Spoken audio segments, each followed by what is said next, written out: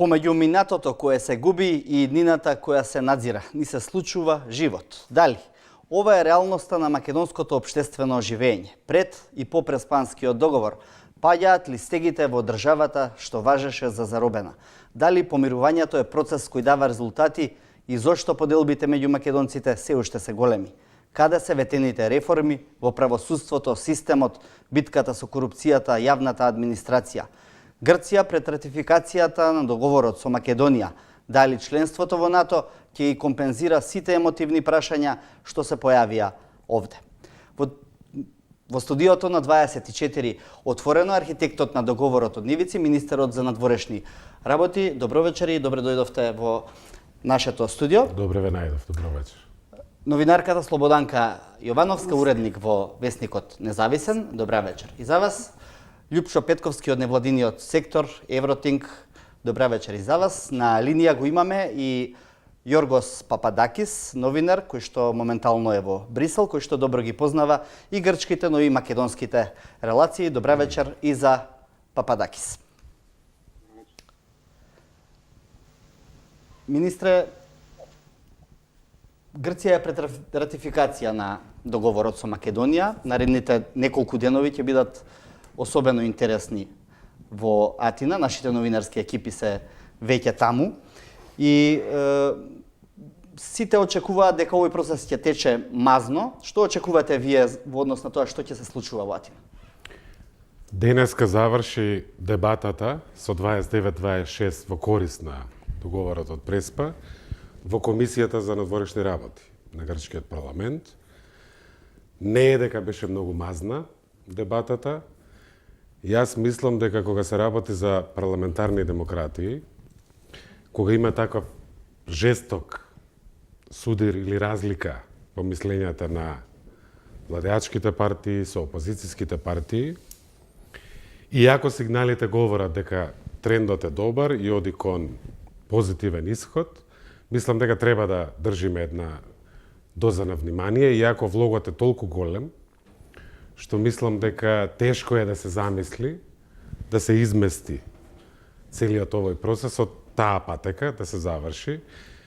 Има една опција во грчката парламентарна демократија, има два вида на гласање на доверба на владата, она што се случи, со 157 глас за, 148 против, изминативе денови.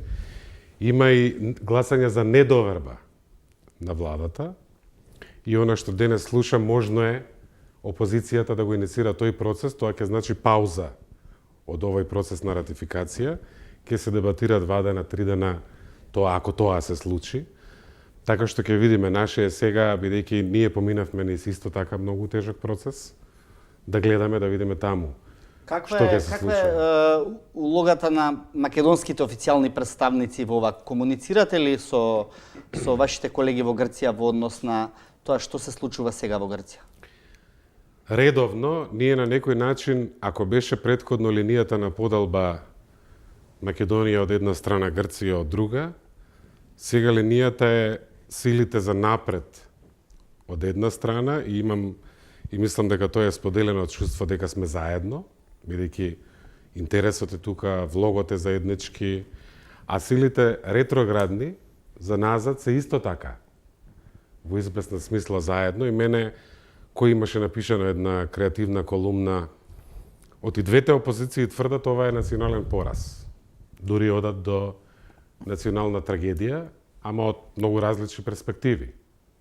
Убаво би било да се сретнат во една дебатна емисија, да видиме како таа дебата ќе изгледа. Во Македонија имаше известни модификации во однос на она што се вели во имплементирањето на уставните измени во однос на договорот, што беше барање на дел од претеничките групи во собранието, кои што сака активно да се вклучат во овој процес, кој што не верувам дека суштински нешто променија, но можне ли се и таму во Грција известни модификации кои што можеби би оделе на штета на Македонија? Ние имаме договор, текстот е прифатен, усогласен и потпишан веќе неколку месеци. И мислам дека се што оди вон тој договор, се разбира, е проблем. На некој начин отпорот во двете општества покажува колку голем бил јазот меѓу Македонија и Грција.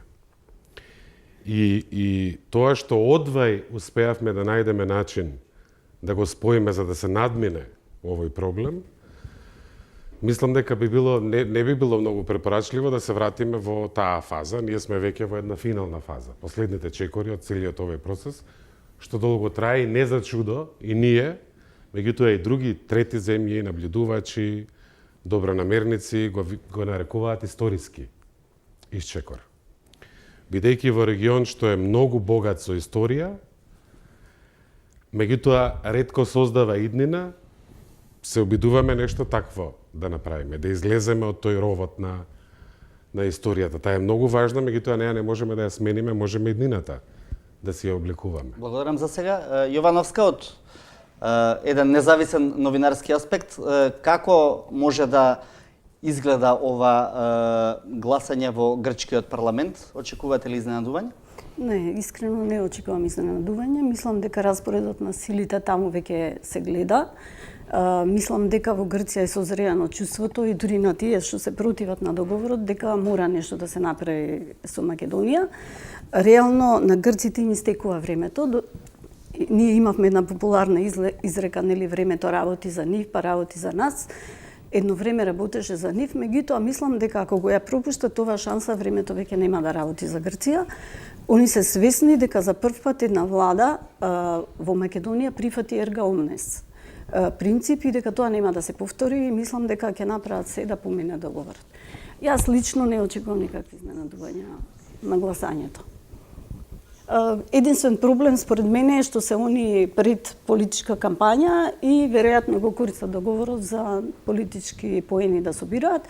Меѓутоа реално мислам дека свеста, па дури мислам дека има дадено ветување во Брисел од Нова демократија дека договорот сигурно ќе помине. Петковски, истото прашање и за вас во однос на овој процес, иако знам дека внатрешните аспекти ви се поважни, но да го заокружиме овој дел од емисијата, како сметате дека ќе помине гласањето во грчкиот парламент? Видете, во последниот период, веројатно и од секогаш било така, многу политички драми проведовме. Значи, многу моменти беа драматични, па на крај некако работите испаднаа како што треба. Мислам дека Ципрас ја има завршено домашната работа на начин на кој што ја завршил и дека работата ќе помине во парламентот. Друга работа е општеството, нешто што ние забораваме е дека грчкото општество е многу поголем противник на самиот договор колку нашето општество. И кај нас има силна струја која е против договорот, меѓутоа во Грција е тоа многу поизразено. Од повеќе причини, една од причините што со години живееме во некаква символичка студена војна, не се познаваме доволно, не знаат кој ми е горе соседот и втората е многу попрактична и многу поприземна и се должи на тоа што грчкото општество не го гледа ќарот, ако може така да кажам, не го гледа бенефитот од договорот. Кај нас е бенефитот многу поизразен. Ние го правиме како што и политичките елити го представуваат за да се одблокираме во евроинтеграциите, во евроатлантските интеграции. Грците тоа и нивните политички елити не успеа да им го објаснат. Самите елити знаат во Грција колку е ова битно. Мислам дека и Мицотакис, нивниот лидер на опозицијата и веројатно иден премиер, за него најидеално сценарио е договорот да помине, а Балканата работа да заврши некој друг, а тоа е Ципрас. И они да има чиста ситуација затоа што знае дека доколку ова не помине, дека следниот ден ќе се соочи со притисок од страна целата оваа работа да помине. Среќна околност во целата работа е што геополитичките интереси или интересите на Западот некако се поклопија со нашите интереси, со интересите на нашите регионални политички елити и затоа влогот е за сите голем. Знаеме и кај нас кој све не дојде, како продефилира и во кампањата за референдума, значи битно е прашањето, голем е влогот и ќе помине. Да, ако ја видиме онаа реакција според многумина млака во македонското општество на опозицијата на договорот, иако реторички беа против, ако се направи паралела помеѓу двете опозиции, значи ли тоа дека се на иста линија, да помине договорот, но тие да не бидат условно речено виновници? Апсолутно да. Ако ги погледнете аргументите на националистите од двете страни се идентични. Значи, ние сме на некој начин карикатура. И грците се карикатура на нашиот национализам, ние сме карикатура на грчкиот национализам. Како гледала функционираат двете општества. Истото ниво на непознавање, истото ниво на стереотипи, истото ниво на мислам, погледнете се ги само аргументите. Грчките националисти велат Македонија е само грчка. Нашите националисти велат Македонија е само македонска. Има една Македонија, не може да биде делена. Значи идентични се аргументите и сите тие паралели прават смисла.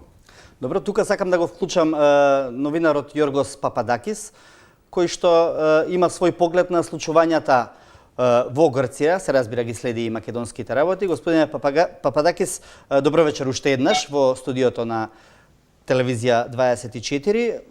Видовме силни сцени пред грчкиот парламент, еден силен отпор пружен кон ратификацијата на договорот во однос на оние протести кои што се одвиваа изминатите денови. Мислите ли дека тие можат да направат штета врз самиот процес на ратификација на договорот? Благодарам за прашањето. Мислам дека одговорот е јасен, дека не можат никаква штета да направат. Напротив, имајќи увид дека бројот на луѓе кои беа собирани во недела пред парламентот во Атина беше многу помал од тоа што сите очекувавме да биде и многу помал од лани во истата демонстрација, да не збориме за изминатите години, за почетокот на 90-те години. Така да, мислам дека тој мал број на луѓе го хабруваше дополнително Ципрас да исчекори напред. Нема никаква врска тоа што се случуваше во недела со ратификацијата на договор. Тоа е повеќе него јасно. Туку ако дозволете, јас би сакал многу кратко да искоментирам случувањата во грчкиот парламент денес. Се смеев, бидејќи ДПМН и Неа демократија користат истите идентичните работи за да покушават да некако обструираат или да блокираат целиот процес. Денес господинот Купуцакос бараше од председателот на Комисија на надворешни работи да го преведи целиот македонски устав на грчки, да би можеле тие, новиот устав се разбира, за да би можеле тие пратеници од Неа демократија од опозиција да разгледуваат тие промени и да знаат и да гласат за или против тие промени. Така да сите знаат, се разбира, од кои се работите, кои се тие променети работи во македонскиот устав. Немаше никаква потреба тоа да се прави, целиот устав да се преведи, ама само тоа е еден пример како функционираат пратениците на Неа демократија во грчкиот парламент на многу сличен начин со парламентарите на ДПМН кога беа тие во парламентот, сега не се. Кумуцакос исто така реферираше на државјанството практично, кое што е македонско кроз државјанин на Северна Македонија и неколку пати го постави прашањето зошто државјанството може или треба да биде македонско, како некој тип на предавство што го извршила владата на Ципрас. Мислам дека тие дури сакаа да делуваат амандмански на некој начин како би можело тоа да се изземе од договорот, што пак е суштина на самиот договор, барем за македонската страна. Мислите ли дека тие ќе се обидат да делуваат низ собраниските канали, за да можат да оттурнат делови од договорот за кои што сметаат дека се за нив најштетни? Па добро, тие продаваат таа приказна сега, искрено да ви кажам, продаваат на нивните гласачи, на нивните поддржувачи приказната дека до последниот момент ќе пробат нешто да променат во договорот. Тоа и го знаат и самите дека не е можно, дека нема шанси тоа да се мнозинството во парламентот да го дозволува. Ама сепак треба да се размислува и на ден после договорот и на ден после избори кои се приближуваат во Грција. И тие избори изгледа дека ќе бидат тесни и ќе бидат најверојатно со друг победник, не со господинот Ципов. Со господинот Мицотакис најверојатно. Анкетите покажуваат предност на Мицотакис на анкетите. Да, јасно е тоа дека води Мицотакис на анкетите, меѓутоа јасно исто така дека гласаците не може да ги уверува дека вистинско решение не само за преспанскиот договор, туку за сите главни прашања сега во грчкото општество го држи во рака. Мицотакис нема таа харизма во првиот, а второто е дека нема прави решенија. Тој очекува да паѓа владата на Ципрас од незадоволство на граѓаните и затоа и го поддржува, ајде да кажеме условно, револтот околу преспанскиот договор во Грција. Пападакис, ви благодарам за сега. Останете на линија, ќе имате можност повторно да се вклучиме во емисијата. Господине Димитров, процесот тече, веројатно ќе заврши во наредните денови, нека се и 5, 6, 3. Што после договорот? Македонија станува ли Северна Македонија веднаш по ратификацијата на договорот во грчкиот парламент? Бидејќи имаше еден оправдан степен на недоверба во нашите односи, на кои што многу работевме и од наша страна и тие од нивна страна, во договорот има еден вграден механизам нашите чекори да бидат пресретнати со чекорите што нам не требаат, со нивни чекори. Меѓу кои е деблокирањето на нашето членство во НАТО. Тоа е една наша стратешка цел што ја негуваме од 1993 година, од декларацијата на првиот состав на Собранието на Република Македонија. И после четврт век, 25 години, дел од нашите гости веројатно и не биле баш родени, тогаш кога ние сме го зацртале тој пат, важно ни е да таа врата се отвори. И практично уставните амандмани ќе влезат во сила тогаш кога ќе се случи ратификацијата на пристапниот протокол, со кој што се е првиот чекор формално правен за нашето членство во НАТО, тогаш кога таа ратификација ќе помине во парламентот во Грција. Едно е ратификацијата на договорот, што сега помина комисија, ќе оди на пленарна седница на собранието. После тоа е пристапниот протокол и тогаш се затвара целиот процес. Според она што претходно го кажавте и вие во јавноста, мислам дека го каже и премиерот Заев, тоа требаше да се случи во истиот ден кога ќе се ратификува преспанскиот договор, да се ратификува и протоколот за членство на Македонија во НАТО, но тука ќе се изгубат сепак неколку денови. Веројатно, Грција ќе го информира НАТО дека е ратификуван договорот од Преспа. Таму веќе течат процедури за финализирање на пристапниот протокол. За тоа треба зелено светло од сите 29 земји членки. Штом тоа се заврши, тој документ тој договор е, за да поедноставам, НАТО е формирано со договорот од Вашингтон. И ова е практично измена на тој договор за да се направи простор за 30-тата земја членка, за Македонија.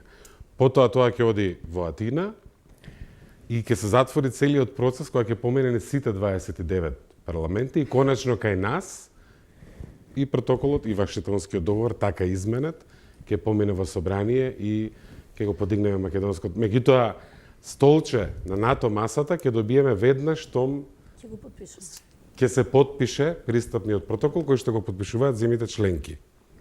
Во однос на ратификацијата и на протоколот и на преспање, кога очекувате тоа да се случи? Тоа зависи од една страна која ќе се заврши оваа прва работа во Грција, ратификацијата на договорот од Преспа, и второ, процедурите домашни на останатите 28 членки, тоа ќе се работи за денови. Интерес е и наш, и на нашите комшии, тоа да не биде, да не земе многу време, бидејќи на некој начин меѓународно правно влегувањето во сила на договорот од Преспа треба да се синхронизира со нашето со влегувањето во сила на уставните амандмани и мислам дека и политички не е корисно да се повторува една иста дебата неколку пати. Така што ќе има интерес ова да биде брзо по оваа ратификација.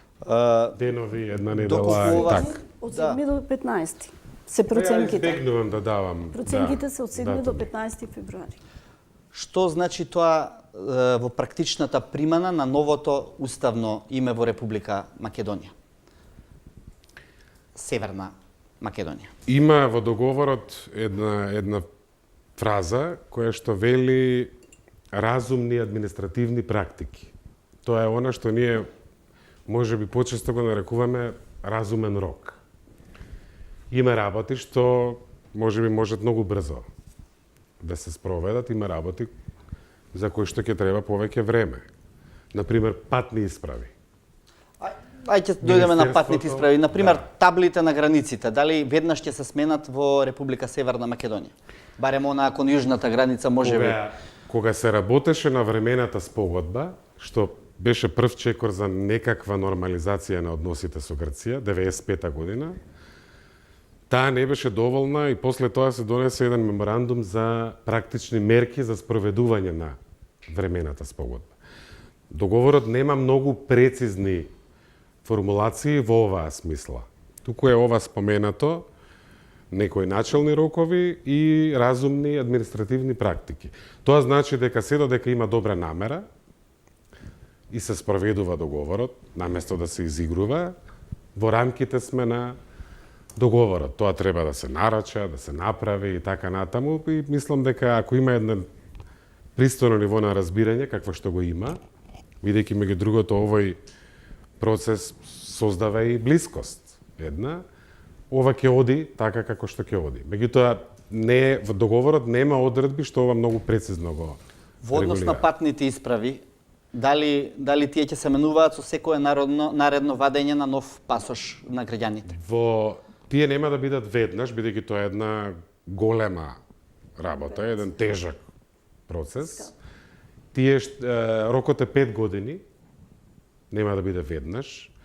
Патните исправи ќе бидат уште важечки.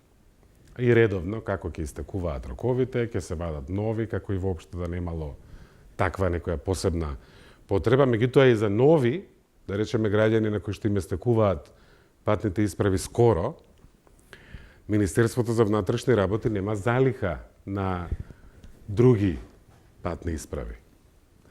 Бидејќи договорот не е во сила, амандманите не се во сила, така што тоа ќе земе известно време и тоа се е по таа синтагма разумни административни практики. Добро, како очекуваме ова да се спроведува во пракса? Слободанка, еве од ваш аспект, мислите ли дека една меѓуресорска група тоа ќе го спроведува? Не. Мислам дека ќе се спроведува така како што се спроведува се во Македонија. Ќе оди малку полека, меѓутоа од сегмент на сегмент ќе се завршува работата. Со документите мислам дека е прилично јасно како ќе застарува документите, така секој што ќе вади ќе се извади нов документ, така што тука не е проблем. Мислам дека од почеток примината треба да почне на се она што значи меѓународна комуникација, бидејќи колку што знам спогодбата пред се името го вклучува во употреба во меѓународна комуникација, така што предпоставам тие табли на излез од Македонија, сите тие работи прво ќе треба да се сменат. Понатака ќе има многу работи што мислам дека ќе се менуваат во зависност од тоа како ќе преговараме со Европската унија. Сега министерот за тоа е повеќе експерт, ја морам да кажам. Меѓутоа, како ќе влегуваме во некоја сфера, така ќе се прилагодуваат и тие одредби што се предвидени со Преспанскиот договор. Дури деновиве слушнавме една изјава од преговарачот наш, што е со Европска унија, што рече дека многу работи практично од нашите односи со ЕУ се поврзани со Преспанскиот договор. Така што мислам дека тоа нема да биде процес што ќе се случи преку ноќ. Ние нема ни да го забележиме. Многу постепено ќе влезе во потреба името и сите тие аспекти што ги носи со себе.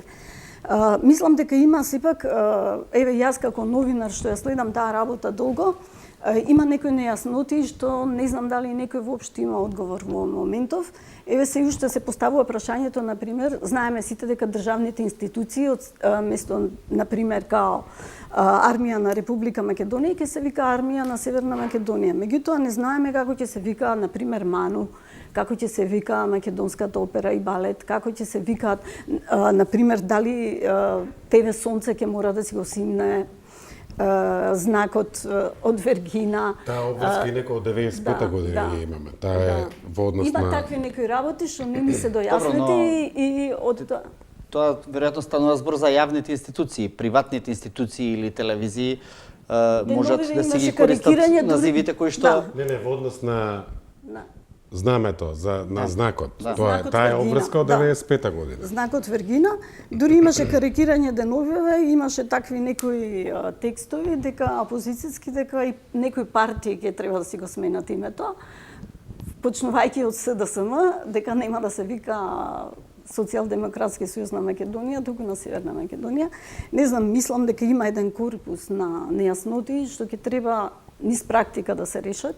Дури јас се обидов од грчка страна да добиам одговори и не им се познати.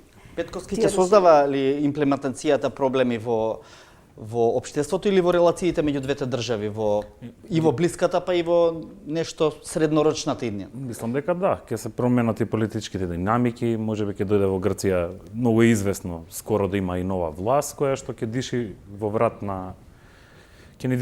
многу по-интензивно отколку сегашната грчка власт, така ќе не мониторираат што ќе правиме, кај нас исто така можеби не знаеме колку ќе седи оваа власт што ќе остане на власт што е сега на власт, така ќе има друга власт, па може да го искористи, знаеме, ова е сепак Балкан, или со ревизионизам се бават сите десничарски политички партии.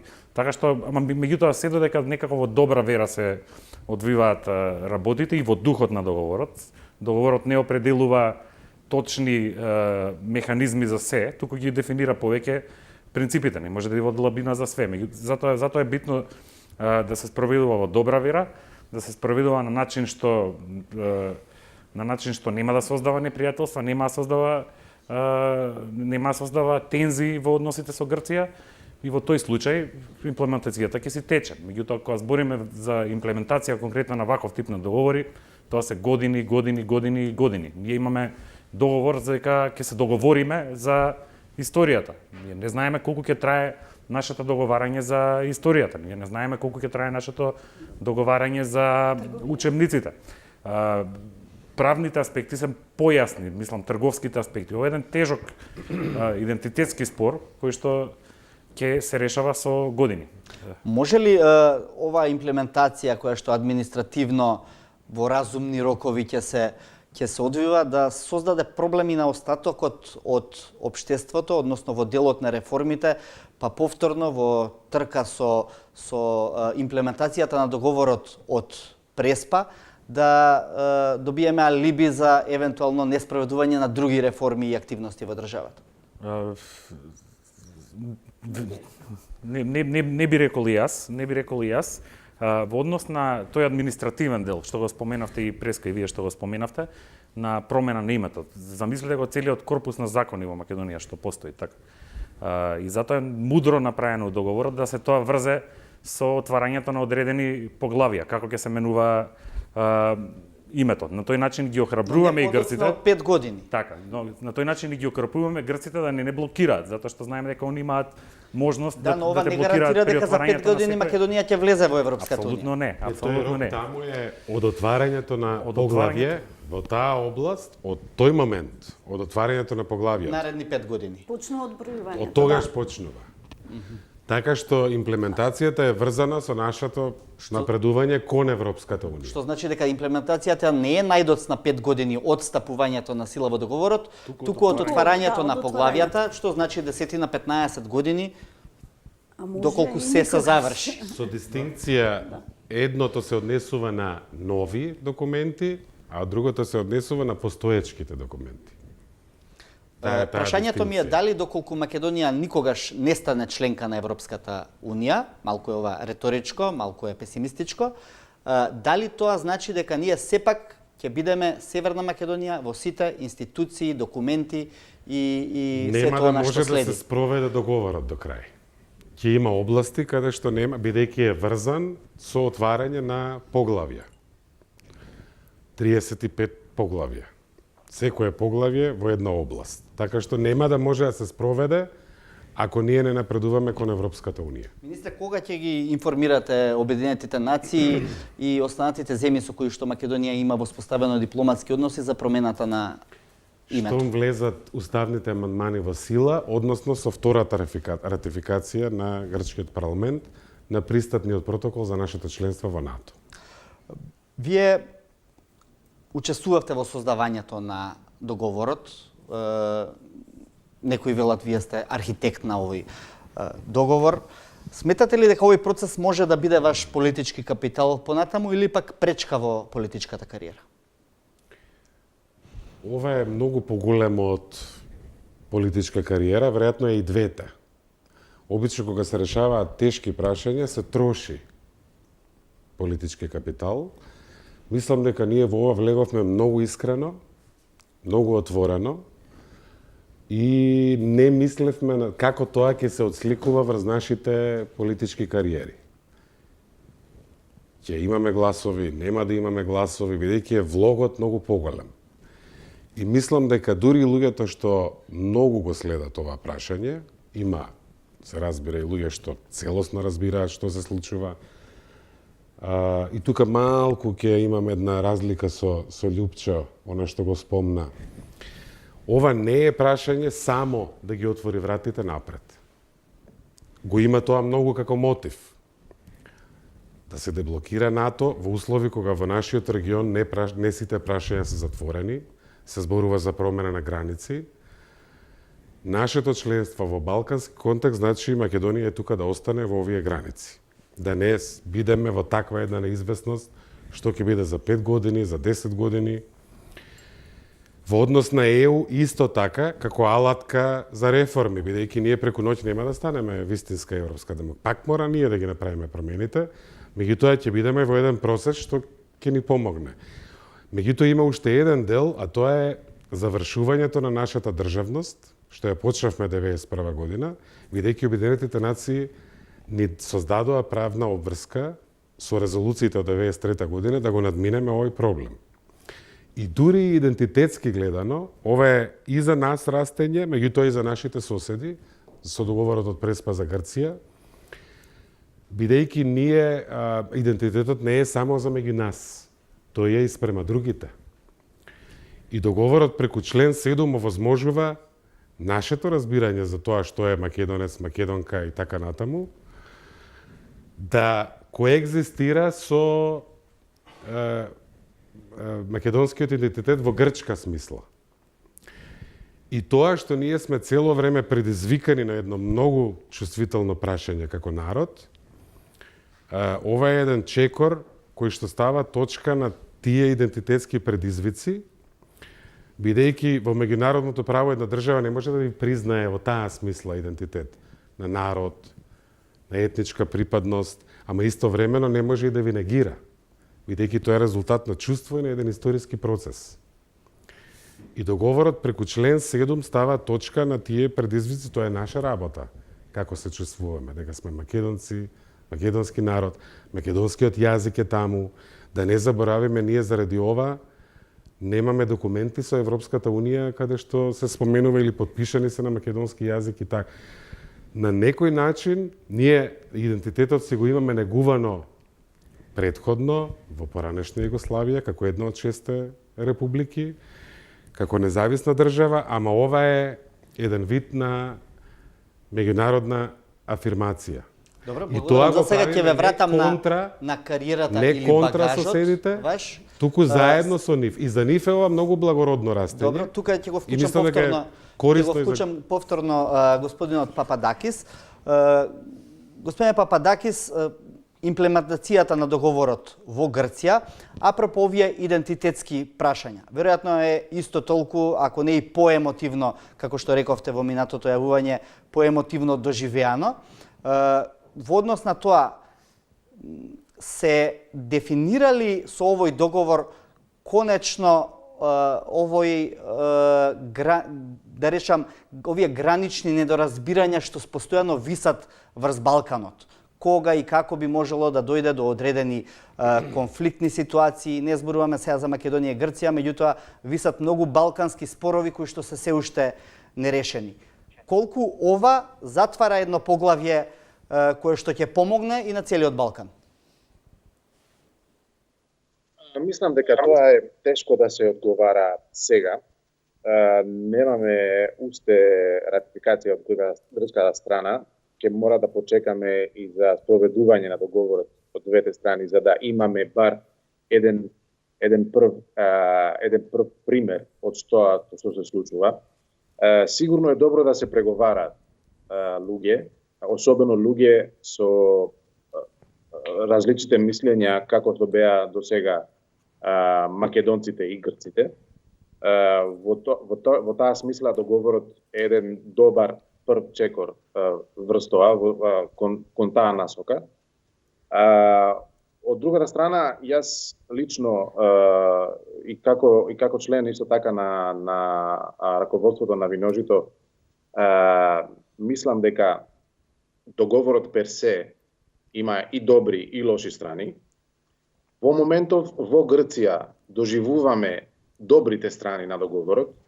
И што мислам на тоа? Мислам дека разговори, дебати, чланови, книги кои беа сега предадени на грчкото општество, немаше шанса да ги видиме да не беше договорот.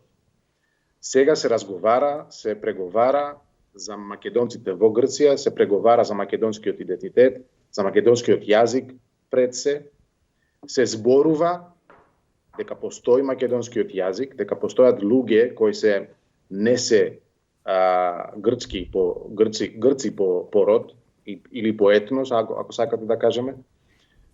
Тие се работи кои ние ги должиме, ако смеем да кажам, на Преспанскиот договор.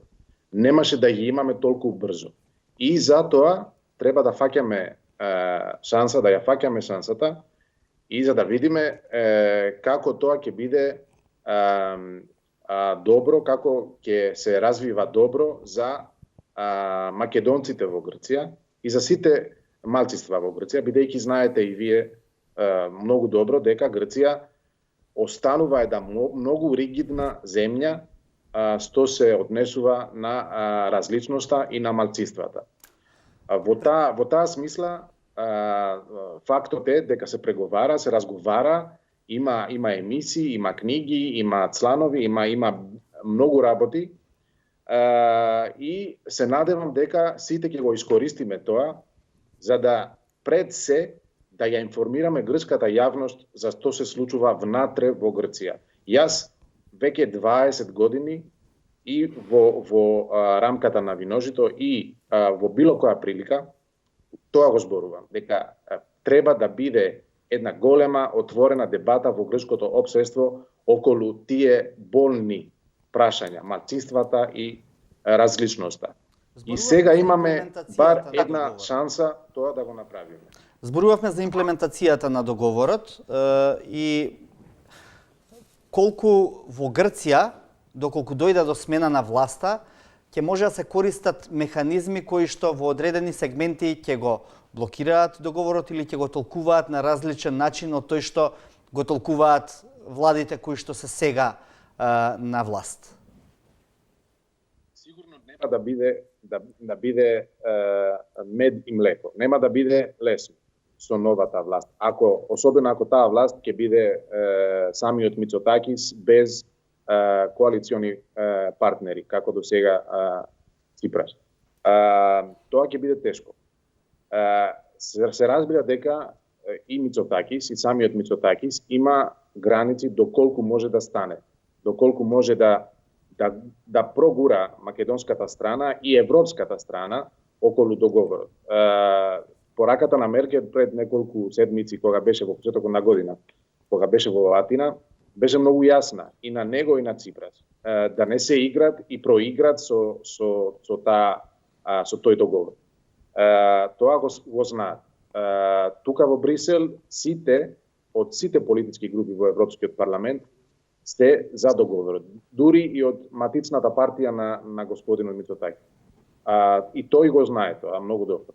Така да, јас секако не очекувам дека ако се ратификува договорот после 5-6 месеци кога ќе има избори, нешто ќе се случува со самиот договор. Меѓутоа, очекувам, како го слушнав и малце преска кај вас, дека ќе има многу силен мониторинг на сите чекори кои ќе ги направи македонската страна за спроведување на договорот. Тоа мора да биде на сите јасно. И затоа ќе треба Македонија многу внимателно да исчекори напред, за да не даде на грците, на потенцијална нова грчката влада, алиби за било која пречка. Грција е мајстор на пречки. Може да фаќат било што за да прават проблем. Тоа треба многу внимателно од страната на Македонија. Благодарам за сега. Пападакис некако ја наметна и темата што веројатно треба да ја зборуваме во оваа емисија. Македонија веќе не треба да ја даде алиби на Грција за да ја блокира Македонија по ниеден основ во патот кон евроинтеграциите, пред кон евроинтеграциите, бидејќи НАТО веќе ќе сметаме дека е завршено прашање. Во таа насока, пред да отворам таа тема, кога ве прашав за опасноста по вашата политичка кариера, дали е политички капитал или багаж, го имам предвид вашето име кое што се врти како можен кандидат на претседателските избори. Ќе се кандидира ли Никола Димитров за претседател на Република Македонија? Ние сме сега во еден важен процес на консултации, се проверува мислењето на граѓаните, на коалициони партнери и мислам дека тоа е во политиката многу легитимен и значаен процес. Мислам дека има многу имиња што се одлични од овие што се споменуваат. Јас сум повеќе искрен отколку скромен и во таа смисла и ви одговарам и вам на прашањето. Во секој случај тоа што се споменува и моето име е веќе чест. Сега тука има разни, има една страна и друга. Мислам дека во оваа фаза поважно е да размислуваме можеби кои се лекциите што можеме да ги извлечеме од последниве 10 години, бидејќи таа позиција ја споделува извршната власт со владата. И имаме неколку искуства од помилувањата, па проблемите со мандатот, ова сега со непотпишувањето, практично со прекршување на устав во однос на непотпишувањето на закони, втор пат изгласани во Собранието на Република Македонија, и во нашиот уставен систем председателот нема право на резолутивно вето. Не може да го суспендира парламентот. Може само да му каже размислете уште еднаш, да одложи суспензивно вето. Има лекции што мислам дека можеме да ги извлечеме, да видиме, и тоа е секогаш зависи многу и од личноста, секоја позиција. По моето искуство, можеби некогаш и повеќе личноста. Симплифицирам малку. Рековте, веќе е чест што се споменува вашето име како можен кандидат за председател. Сакате ли да бидете председател? Па таа дебата е прилично интимна и ја водам и сам со себе. Еве и тука ќе бидам искрен и гледам и плусови, гледам и минуси, ама мислам дека е преуранета. Оти не сме уште во таа фаза. Оваа фаза сега е консултација да видиме што мислат граѓаните, што мислат партиите, тоа исто многу легитимно. Јас сум член на влада со еден многу важен ресор, што не баш често во Македонија одел на човек што не е директно член на партија. И јас сум тука како резултат на таа општествена мобилизација што донесе до политичките промени во Ова значи дека мислите дека ги задоволувате оние критериуми на консензуалност во општеството за председател? Сакам да кажам дека тука партиските ставови се многу важни и јас го гледам тоа и ги почитувам. И сакам да одадам на некој начин и признание, бидејќи и овој ресор во Македонија не баш многу често одел на човек што не е баш од тесниот круг на политичките партии. И тоа е една важна работа. Што мислат граѓаните исто така многу важно, бидејќи тоа е трка. Така што ќе видиме, меѓутоа мислам дека овој процес ќе обезбеди одличен кандидат. Поважно од тоа кој ќе биде е таа поделба во извршната власт да функционира и поважно мислам, од имаме и други дебати на некој начин поврзани со ова околу кандидатите и така натаму, поважно е што ние ќе направиме сега во следните месеци, па дури да нема цензус. Добро, во можам вториот круг можам за да констатирам дека не ја исклучувате можноста да се кандидирате за председател. Не сум да, од ова што го кажав, мислам дека произлегува тоа, меѓутоа не сум баш во фаза каде што можам многу подиректно да одговарам. Добро, благодарам за сега. Петковски председателски избори следуваат, се зборува и за парламентарни заедно со председателските избори. За многумина прашањето е комплицирано, дали е потребно да има и предвремени парламентарни избори, со оглед на тоа што се треба да предстои во општеството во однос на реформите. Што мислите ви? Мислам дека е ужасно тежок овој контекст да се говори за реформи, затоа што низ процесот на решавање на имплементација на договорот од Преспа, особено при формирањето на мнозинство, при правењето на бројките, мислам дека се прекршија многу принципи на владењето на правото.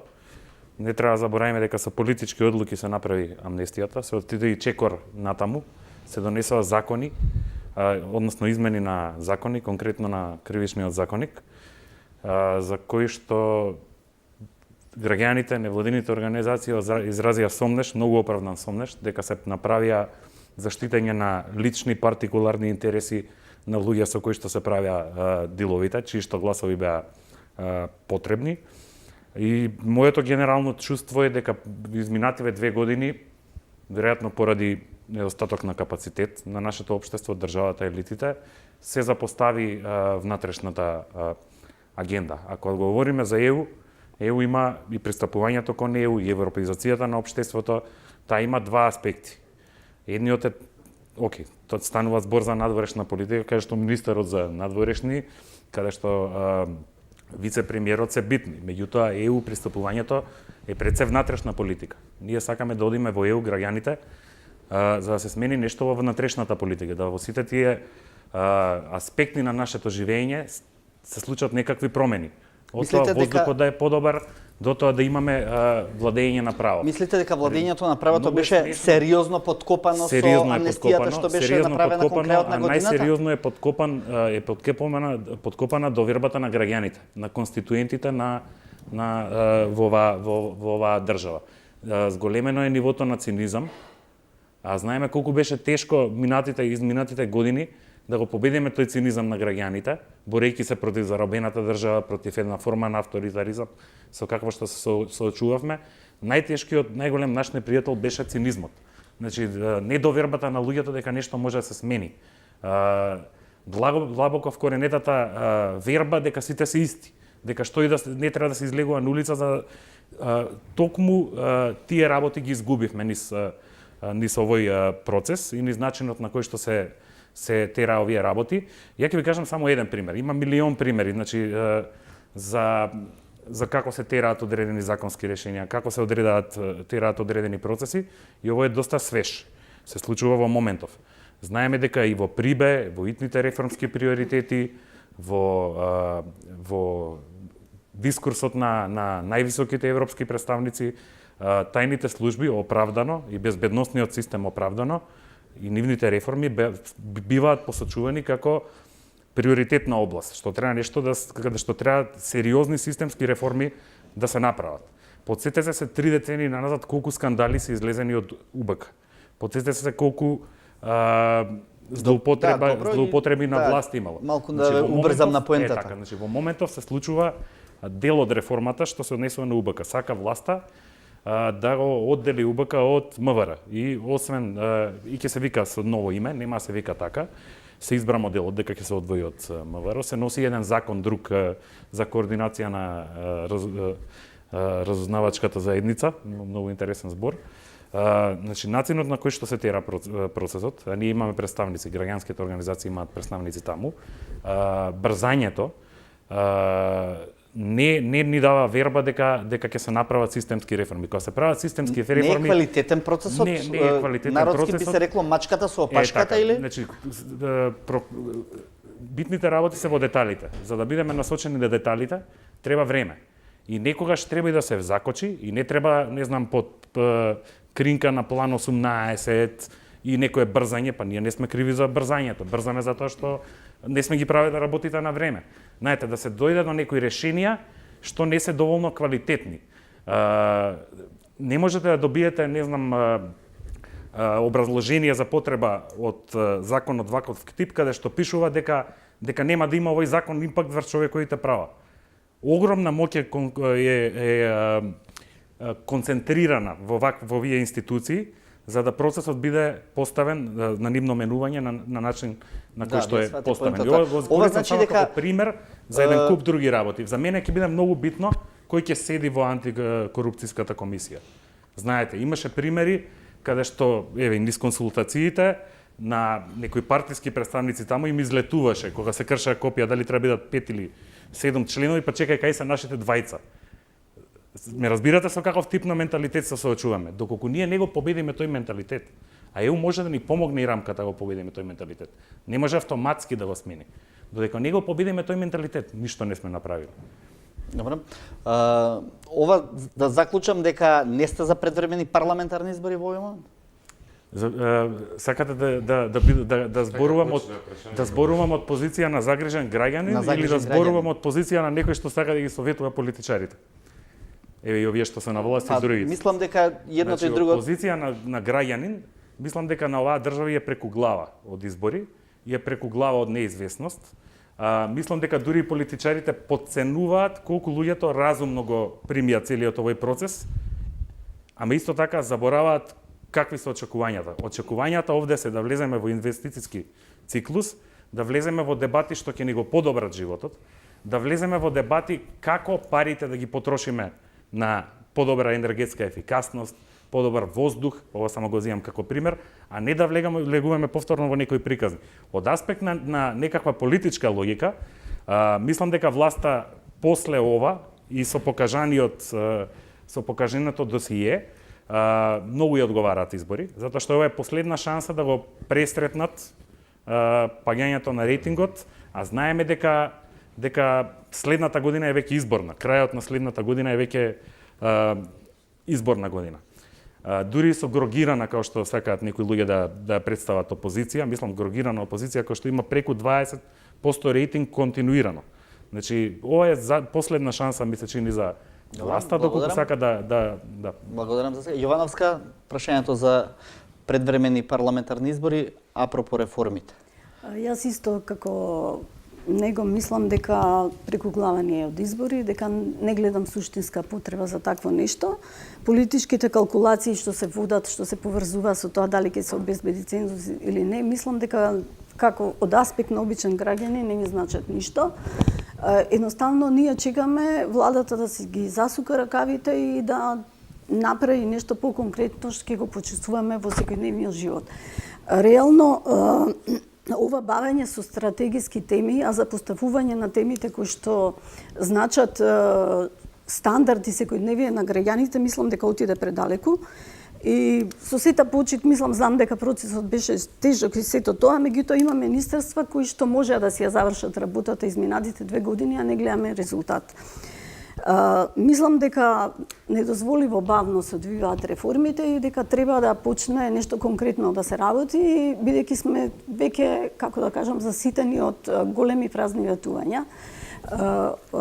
Од влада очекуваме, мислам, процесот на иселување во Македонија продолжи, го гледаме тоа на дневна основа. Не гледаме нешто на економски план дека многу е развижено.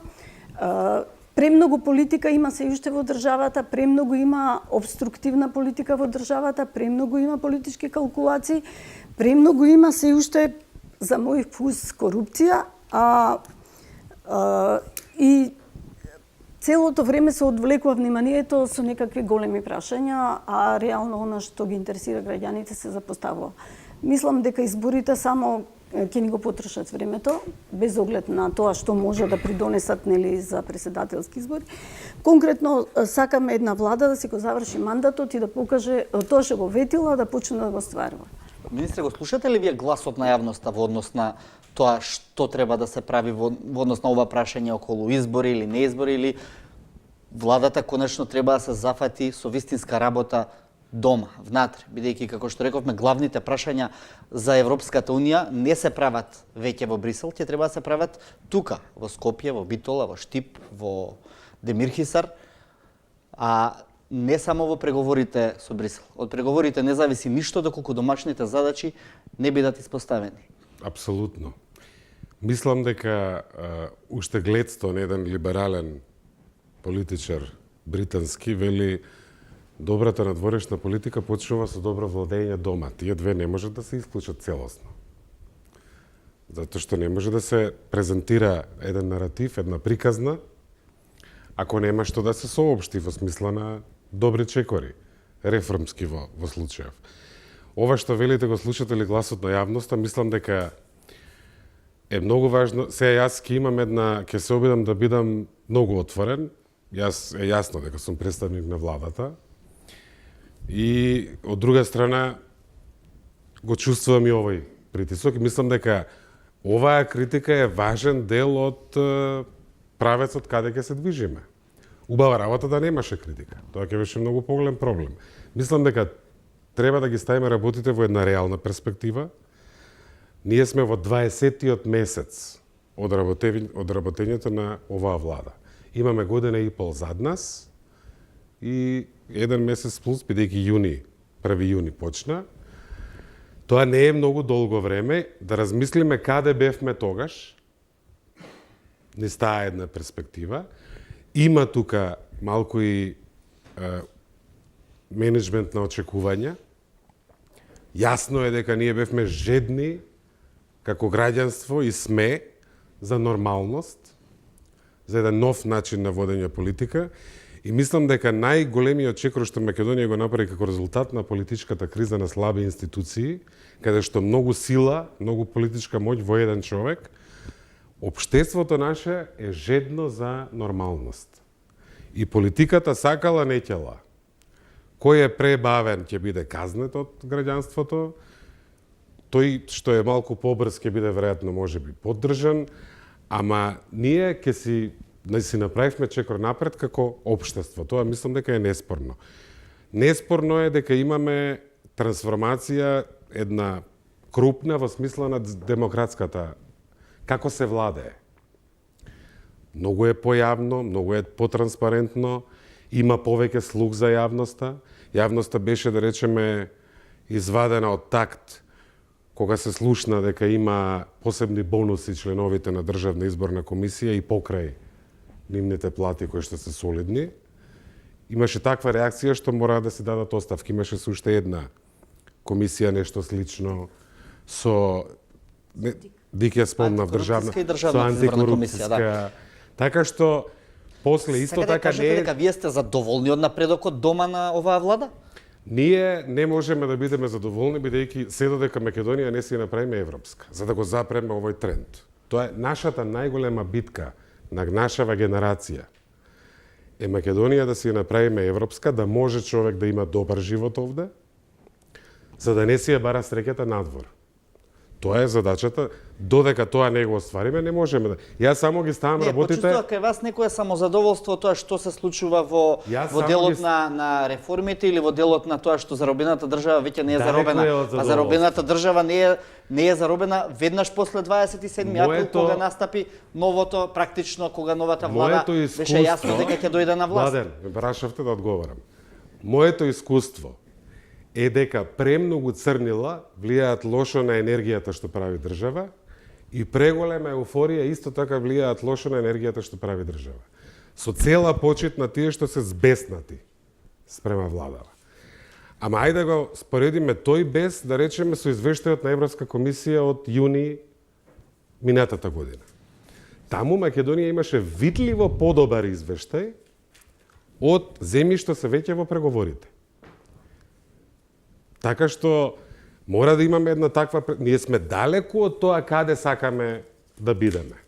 Апсолутно. И нема тука тој вид на задоволство. Ама јас само мислам дека ако меѓу нас, како граѓанство, како општество, народ, преовладува една мисла, абе не бива од нас држава, нема да можеме да си ја дигнеме на ноза вистински.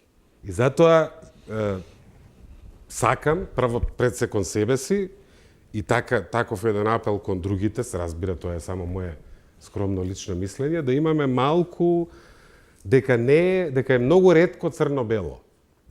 Дека има добри работи, дека има грешки, ајде да удриме по грешките, да бараме одговорност.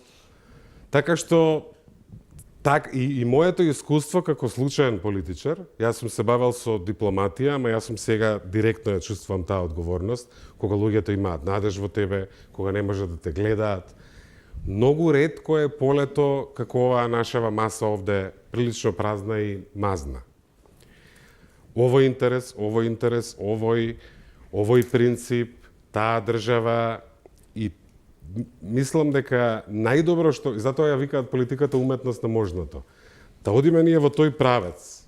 Се додека одиме во тој правец, и што е можно побрзо, мора да бидеме барем на некој, ако преовлада ова црнило, Добро, благодарам. мислам дека ќе бидеме, не е добро за далеко од само задоволство некакво. Не знам на кое некакво. црнило мислите. Нема, има, но- особено по социјалните мрежи, има едно... Поставувањето на прашања се надевам не го сваќате плюс- како црнило. Кога зборуваме за државата не е само владата, ние сме сите заедно државата. Медиумите, аналитичари и мудри луѓе, новинари и така натаму, граѓани секој во своето, Добро, ајде да го прашаме професори, другиот дел од државата, суди. што мисли за тоа. Мислам дека имавме добар извештај, апсолутно беше подобар, но тоа не беше последица на некои крупни, не знам, чекори, правни, зајакнати институции.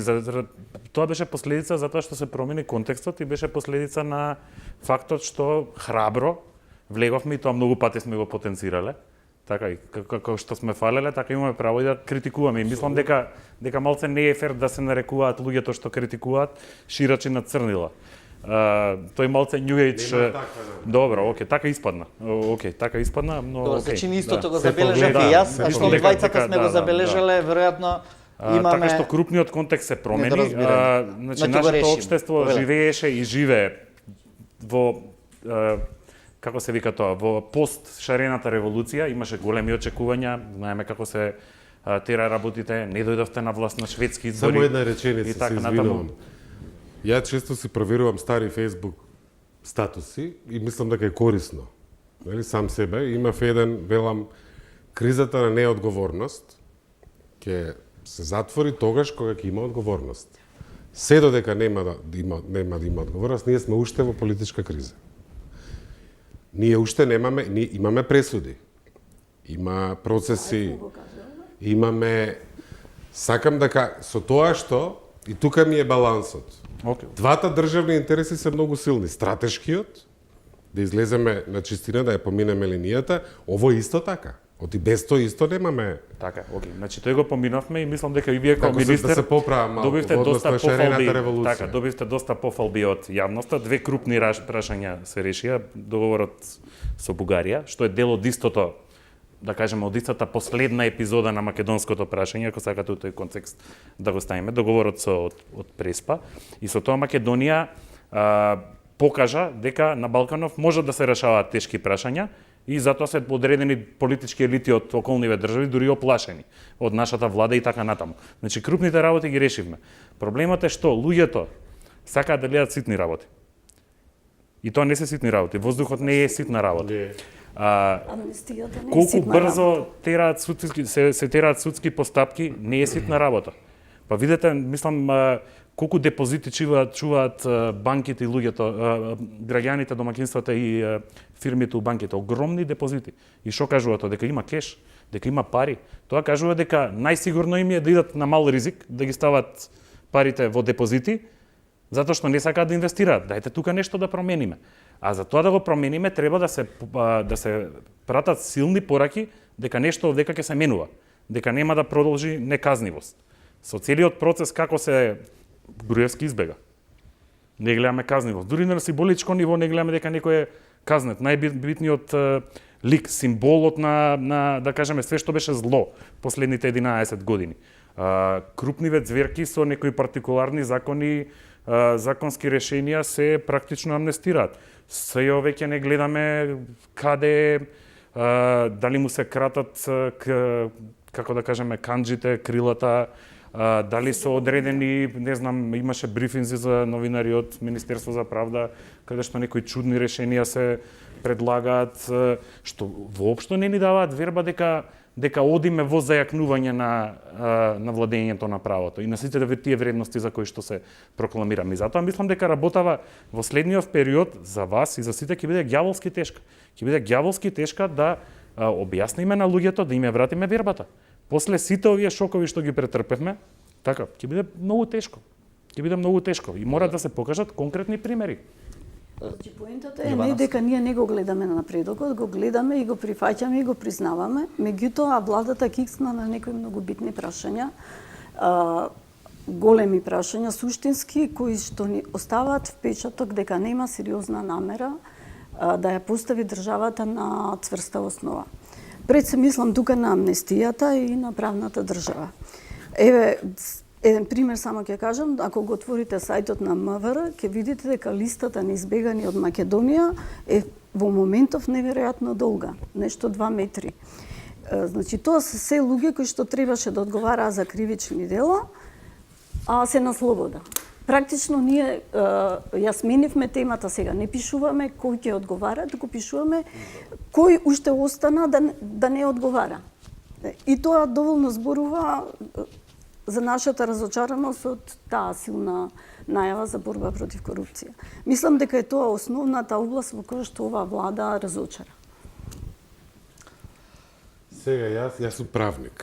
Инаку, иако после се насочив кон меѓународно право, па од таму малку ќе влечам надлежност за ова и во делот на тоа што се разбира зборувам и за владење на право и лично сум заинтересиран како граѓанин и како министер за надворешни, бидејќи ова е многу важна тема, особено за некои земји членки. Прво, факт е дека тука одговорноста е на владата, на собранието во смисла на закони и измени на закони, но и на судската власт, суди, обвинители и така натаму. Јас бев во think tank во Холандија, кој што, меѓу другото, и на ова прашање многу работеше. Нема магична формула во смисла на реформи за што водат кон стабилна, јасна, кристално чиста правна држава. Тука има и закони, ама има и луѓе.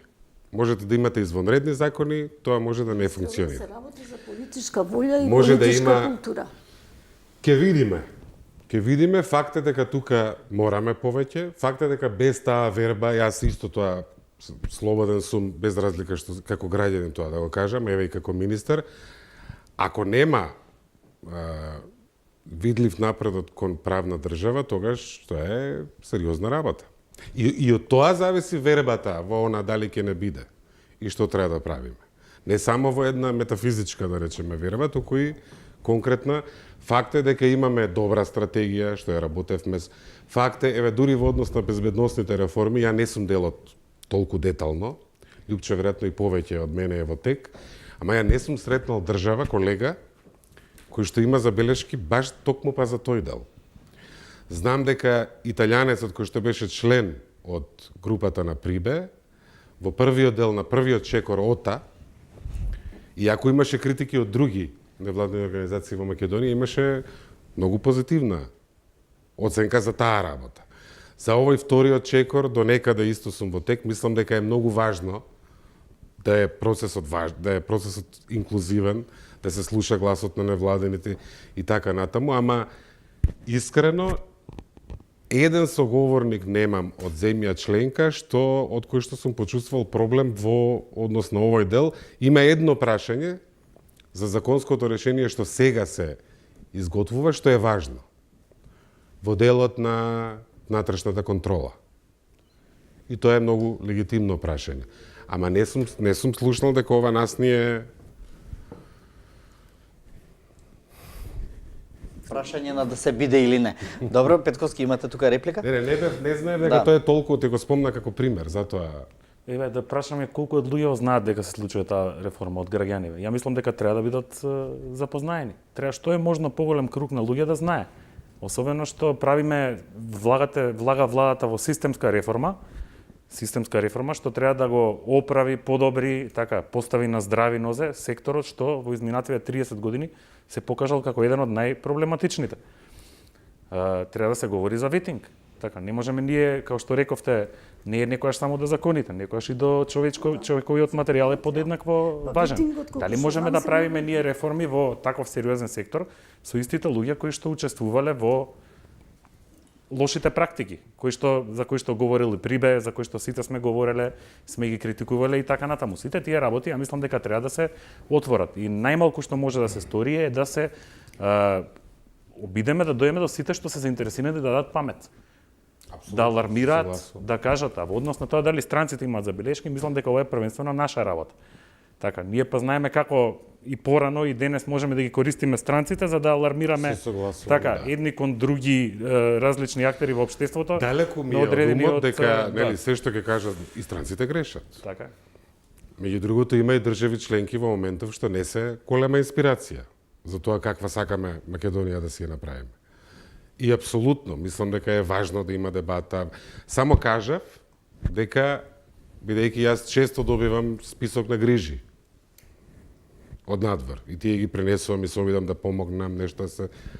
Оваа грижа ја немам добиено. Ама се согласувам дека тоа не значи дека не постои како грижа.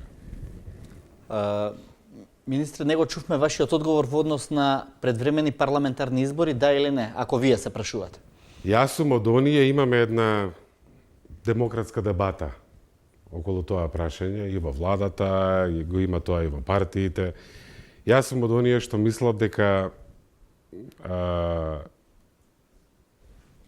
треба да се фокусираме на да пожнееме се што можеме од овој тежок процес. Мислам дека имаме една неизвестна Европска Унија со европски избори за парламентот во мај. Тоа значи дека кон крајот на годината ќе имаме други луѓе, најверојатно други институции, комесар, високата представничка сега, друг председател ќе видиме. Мислам дека знаејќи како функционира политиката во Македонија, иако како што кажав, во тој дел сум релативно нов, мислам дека енергијата толку ќе се истори во едните и во вонредните парламентарни избори, а имаме само неколку месеци до објавувањето на извештајот. Дали ќе биде функционално собранието, нема да биде. Мислам дека без разлика на политичката цена, и техничка влада 100 дена. Техничка влада, технички премиер, техничко-пржинска влада, нема да има полн политички мандат, ние имаме уште за убедување, уште за работа. И мислам дека треба да се фокусираме се што можеме, да си почнеме преговори во јуни, да добиеме таква политичка одлука. Мислам дека тоа е возможно, не е сосема известно, треба дома да работиме, треба да убедуваме, ама наше е да се обидеме да го фатиме тој воз што цело време ни поминува, без разлика на тоа дали ќе успееме околу цензус или дури и да не успееме околу цензус. Тоа не е страшна работа. Мислам дека тоа е моето чувство.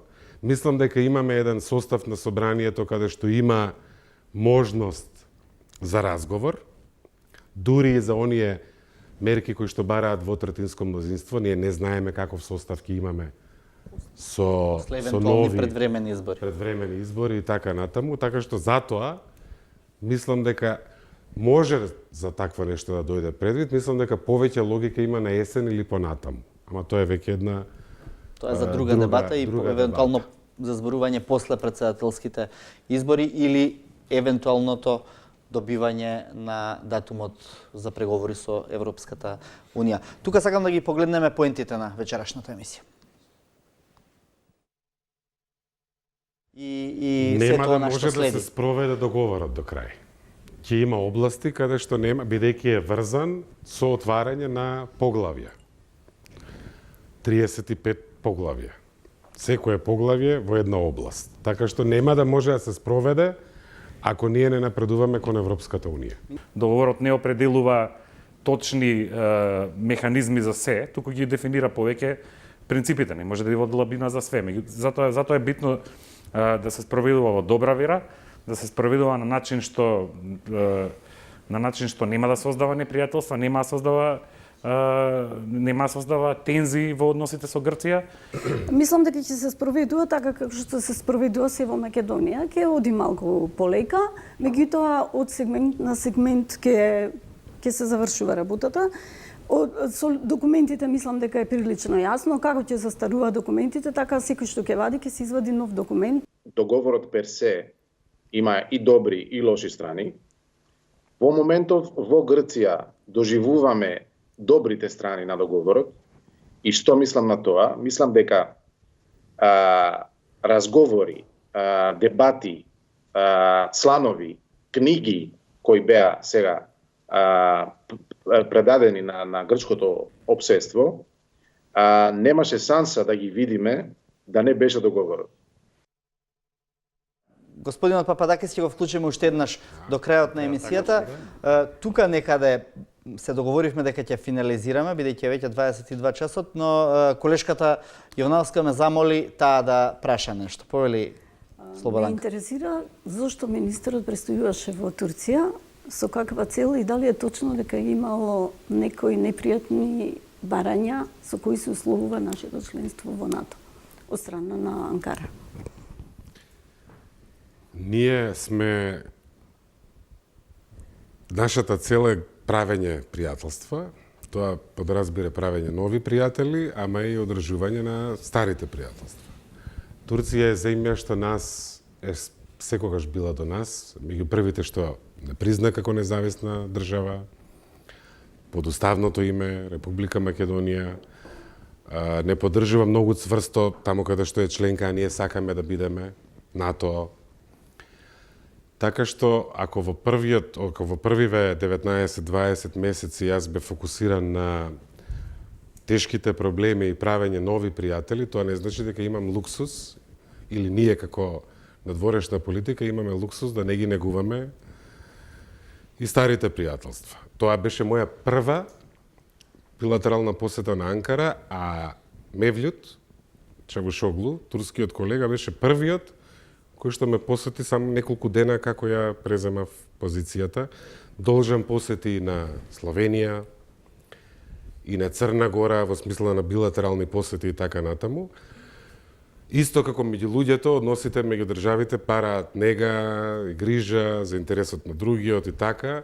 Беше сосем обратно, беше многу пријатна, бидејќи ние може да имаме разлики и тоа е легитимно. Меѓутоа, тоа пријателство со Турција е многу длабоко и многу традиционално. Јас може би некогаш и претирувам на пресконференции, може би нешто кажа. Меѓутоа, факт е дека таа блискост надминува политички идеологии, политички страни и политички личности. Сакате да кажете дека Турција нема да ни прави пречки во НАТО? Па, министрот многу јасно кажа, ние бевме со вас, се радуваме, одвај чекаме да до мене на пресконференција. Што ќе решите вие?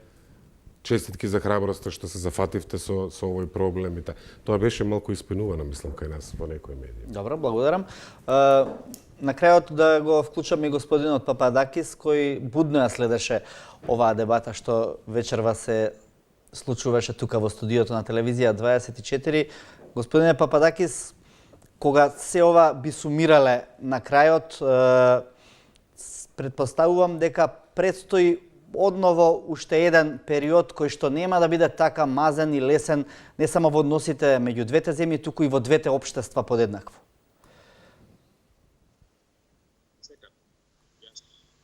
Мислам дека на сите е многу јасно тоа. Затоа велам дека и двете страни ќе треба да го искористат моментот. Бидејќи сега моментот, бар во страната на Грција, е многу битен и многу позитивен за тие промени кои сите ги сакаме да ги видиме во грчкото општество. Јас бев млад новинар на почетокот на 90-те години, бев во прв пат како новинар во Македонија 95-та година, октомври ми се чини дека беше за да покривам за Антена телевизија атентатот врз претседателот Глигоров тогаш. Верујте ми дека многу сум уморен толку години да известувам за слични, за исти или за сличните работи. Дошло време нешто да се фатиме и да одиме напред. Сега имаме еден далеко од совршен, ама сепак имаме нешто да се фатиме, да покушаме нешто да поправиме. И тоа покушавам и јас на моите колеги во Грција да го искажам. Тоа мислам дека е јасно на сите кои сакат напредок во односите помеѓу двете држави. И тоа е единствен начин. Со сила не може сепак ништо, ама во секој случај имаме една шанса. Не знам кога ќе биде наредната шанса, ако и таа шанса која сега имаме не ја искористиме. Благодарам, господине Пападакис, ни се јави по видеоврска од Брисел. Министре Димитров, Јовановска и Петковски, ви благодарам што вечерва бевте во студиото на 24 отворено. Почитувани гледачи, останете со програмата на нашата телевизија, следуваат најновите вести.